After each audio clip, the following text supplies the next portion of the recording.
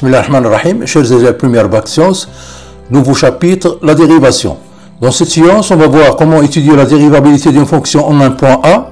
Il suffit de calculer une limite, puis la dérivée à droite, dérivée à gauche, étude d'un exemple avec définition, et on termine la séance avec un exercice d'application. Définition de la dérivabilité d'une fonction en un point A. Soit f une fonction numérique définie sur un intervalle ouvert de centre A, c'est-à-dire que la fonction f doit être définie en A et au voisinage de A.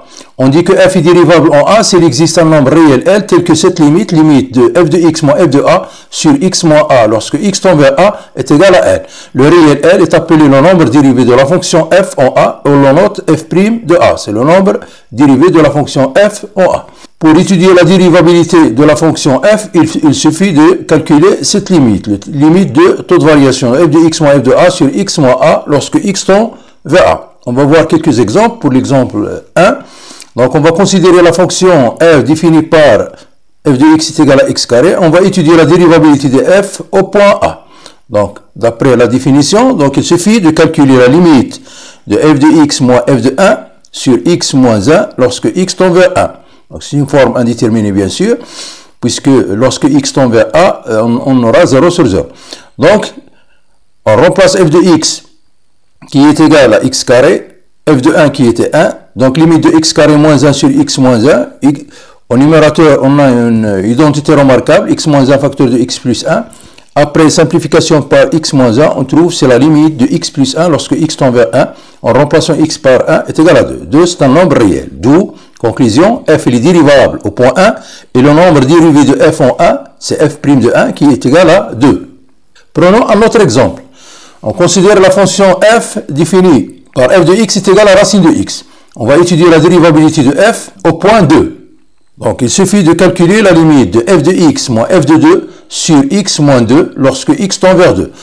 f de x donc, est égal à la limite lorsque x tend vers 2 de racine de x moins racine de 2 sur x moins 2. Donc, pour éliminer cette forme indéterminée, il suffit d'écrire x moins 2 sous forme d'une identité remarquable, puisque ça est égal à racine de x au carré moins racine de 2 au carré. C'est une identité remarquable, donc est égal à la limite lorsque x tend vers 2 de racine de x moins racine de 2. Au dénominateur, on trouve racine de x moins racine de 2, facteur de racine de x plus racine de 2. Après simplification par racine de x moins racine de 2 est égal à la limite de 1 sur racine de x plus racine de 2. Donc en remplaçant x par 2, on trouve, donc cette limite est égale à 1 sur racine de 2 plus racine de 2 est égal à 2 racine de 2. 1 sur 2 racine de 2 est un réel, d'où, d'après la définition, f est dérivable au point 2, et le nombre dérivé de f au point 2, c'est-à-dire f' de 2, est égal à 1 sur 2 racine de 2. Passons maintenant à quelques remarques. Donc, on a, par définition, on a f' de a. f' de a est égal à la limite de f de x moins f de a sur x moins a lorsque x tend vers a. En prenant un changement de variable, en prenant h est égal à x moins a. Donc, lorsque x tend vers a, alors on a le h tend vers 0. Et on aura x, donc on aura x est égal à a plus h. Donc, cette limite est égale à limite, donc f de x c'est f de a plus h, moins f de a, sur x moins a qui est h, lorsque h tend vers 0. Donc, c'est pour calculer la dérivée, ou bien pour étudier la dérivabilité de f au point A, donc on peut utiliser cette limite. Limite de f de a plus h moins f de a sur h, lorsque h tend vers 0. Vous pouvez étudier les exemples précédents par cette définition. Donc, deuxième remarque, si la limite de f de x moins f de a sur x moins a, lorsque x tend vers a est égal à plus ou moins l'infini, ou bien ce rapport, ou bien ce taux de variation n'a pas de limite en A, alors f n'est pas dérivable en A. Donc, passons maintenant à la dérivée à droite et la dérivée à gauche. Étudions cet exemple. On va considérer la fonction f définie par f de x est égal à 3x carré plus x, lorsque x est strictement négatif. F de x est égal à moins 2x carré plus 3x lorsque x est positif. Donc, on veut étudier la dérivabilité de f au point 0, c'est-à-dire calculer la limite de f de x moins f de 0 sur x moins 0 lorsque x tend vers 0. Puisque f est défini à droite à droite en 0 par une expression et à gauche en 0 par une autre expression. Donc, pour calculer cette limite, ça revient à calculer les limites de ce rapport lorsque x tend vers à droite en 0 ou bien, et lorsque x tend vers à gauche en 0. Donc, premièrement, la limite de f de x moins f de 0 sur x moins 0 lorsque x tend vers à droite en 0. Donc, on va prendre l'expression de f. Dans ce cas, c'est moins 2x carré plus 3x. On va remplacer f de x par moins 2x carré plus 3x. f de 0, c'est 0, puisqu'on a f de 0, c'est 0. Donc, sur x. Donc, après simplification par x, on trouve est égal à la limite de moins 2x plus 3 lorsque x tend vers 0 à droite, en remplaçant x par 0, donc est égal à 3. Pour la limite de ce rapport f de x moins f de 0 sur x moins 0 lorsque x tend vers 0 à gauche. Donc, f de x à gauche en 0 est égal à 3x carré plus x. Donc, il faut remplacer le f de x par 3x carré plus x. Donc, après simplification par x, on trouve c'est la limite de 3x plus 1 lorsque x tend vers 0 à gauche. En remplaçant x par 0, cette limite est égale à 1. Donc, puisque ce rapport, la limite à droite est différent de la limite à gauche, c'est-à-dire ce rapport f de x moins f de 0 sur x moins 0 n'a pas de limite lorsque x tend vers 0. Donc, ce rapport n'a pas de limite, ou bien cette limite n'existe pas. Dans ce cas, on dit que f n'est pas dérivable en 0. Mais qu'est-ce qu'on a? On a la limite de ce rapport f de x moins f de 0 sur x moins 0 lorsque x tend vers 0 à droite est égal à 3. On peut dire que f est dérivable à droite de 0. Et que le nombre 3, c'est le nombre dérivé de f à droite en 0.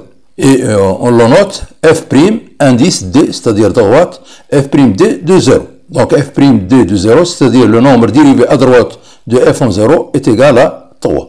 De même, on a la limite de f de x moins f de 0 sur x moins 0 lorsque x tend vers 0 à gauche est égal à 1. Dans ce cas, on dit que f est dérivable à gauche de 0 et que le nombre 1, cette limite, s'appelle le nombre dérivé de la fonction f à gauche en 0. Et sera noté f' indice g de 0, c'est-à-dire gauche. Le nombre dérivé de f à gauche en 0 est égal à 1.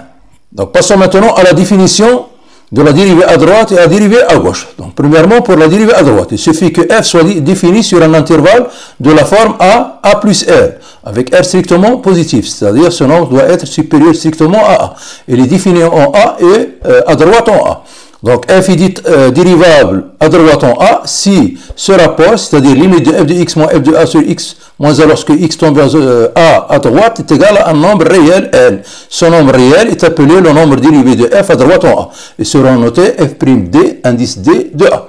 De même, pour que f soit dérivable à gauche en a, il doit être défini sur un intervalle de la forme a moins r a, c'est-à-dire défini en a et défini à gauche en a.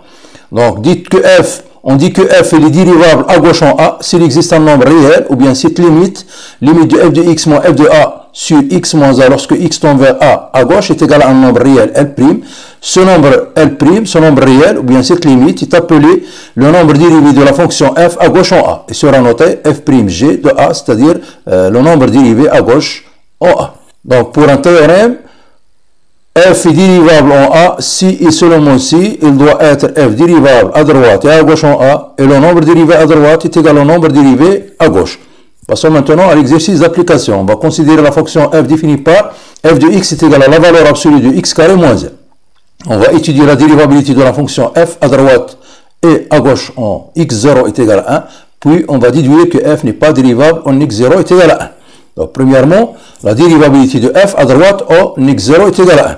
Pour cela, il suffit de calculer la limite de f de x moins f de 1 sur x moins 1 lorsque x tend vers à droite en 1. On va remplacer f de x par la valeur absolue de x carré moins 1 lorsque x tend vers 1 à droite. Pour calculer cette limite, il faut enlever le symbole de la valeur absolue. Pour cela, il faut étudier le signe de x carré moins 1 à droite. Donc, pour x carré moins 1, c'est un trinôme dont les racines sont moins 1, 1. Donc, à l'extérieur de la racine, il prend le signe de a, c'est-à-dire positif. À l'intérieur des racines, c'est négatif. Donc, pour la valeur absolue de x carré moins 1, on va écrire dans les intervalles moins l'infini moins 1, 1 plus l'infini, il est positif. Donc, est égal à x carré moins 1. Et bien, dans l'intervalle moins 1, 1, il est négatif, c'est-à-dire on va prendre l'opposé, c'est-à-dire moins x carré moins 1, ou bien 1 moins x carré. Donc, à droite en 1, la valeur absolue de x carré moins 1 est égale à x carré moins 1. Donc, on va revenir à notre limite. Donc, est égal à la limite de x carré moins 1 sur x moins 1. Donc, est égal à la limite, on a une identité remarquable, x carré moins 1 c'est x moins 1 facteur de x plus 1 sur x moins 1. Après simplification par x moins 1, donc est égal à la limite de x plus 1.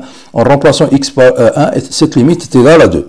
Donc, f est dérivable à droite en 1, et le nombre dérivé de f à droite en 1 est égal à 2. Donc, passons maintenant à la dérivabilité de f à gauche en 1.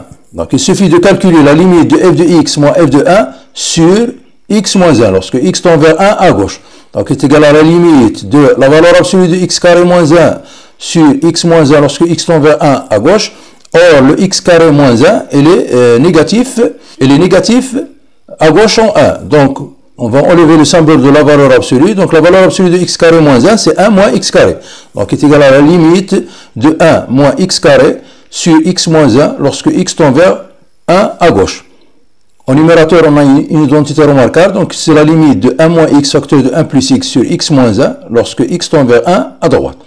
Les deux expressions 1 moins x et x moins 1 sont opposées, donc pour simplifier, on va multiplier par moins 1.